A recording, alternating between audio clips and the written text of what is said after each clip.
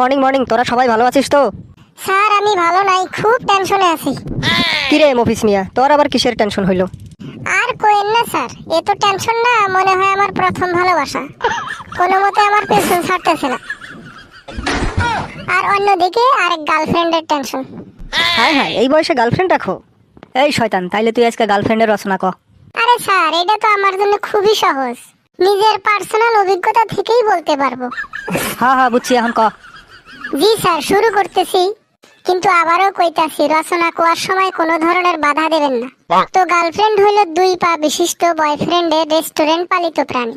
এদেরকে গার্লফ্রেন্ড বলা হলেও এরা দেখতে 8-10 জন সাধারণ নারীর মতোই, কিন্তু বিজ্ঞানীরা রিসার্চ করে জানতে পারে যে এদের মধ্যে কিছু আলাদা ব্যাপার আছে।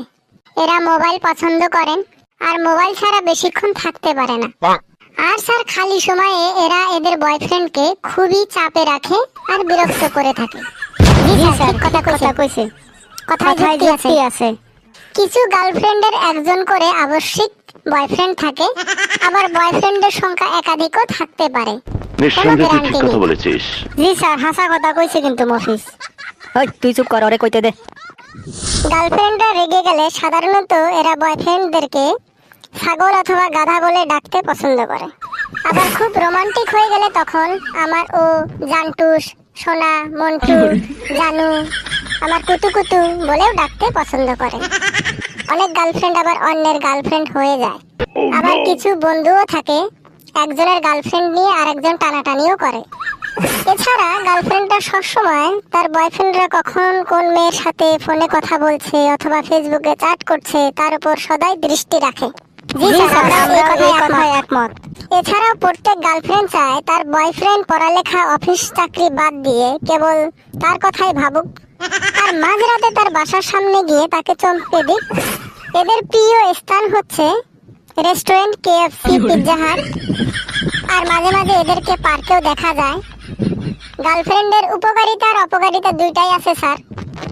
উপকারিতা হইল, আপনি মনে করেন গার্লফ্রেন্ড গরুর মতো উপকারী প্রাণী। এরা আলসি বয়ফ্রেন্ডের সকালে অ্যালার্মের কাজ করে দেয়।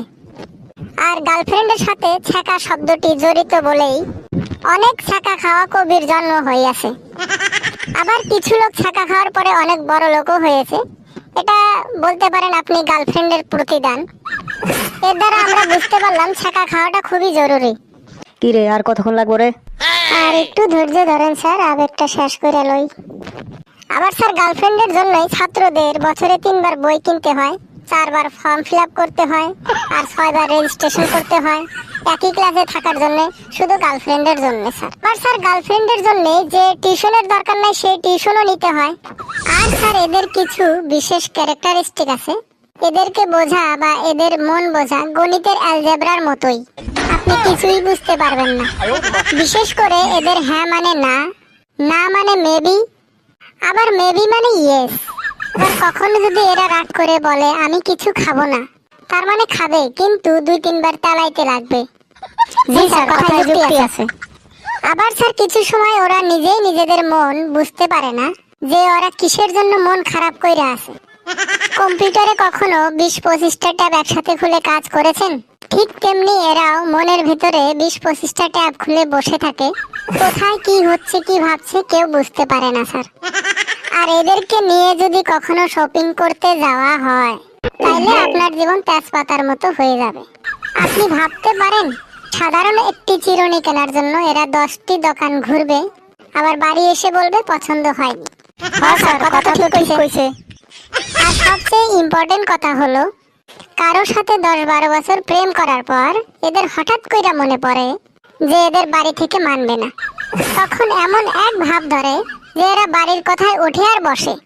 অবশেষে এরা বয়ফ্রেন্ডকে নিজের সন্তানের আব্বু না বানিয়ে মামা বানিয়ে অন্যের সাথে চলে যায়। এই ছিল আমার গার্লফ্রেন্ড রচনা। আশা করছি সবারই ভালো লাগবে। আর ভালো লাগলে অবশ্যই চ্যানেলটি সাবস্ক্রাইব করে লাইক শেয়ার করবেন। আমাদের পাশে থাকার জন্য আপনাদেরকে অনেক অনেক ধন্যবাদ।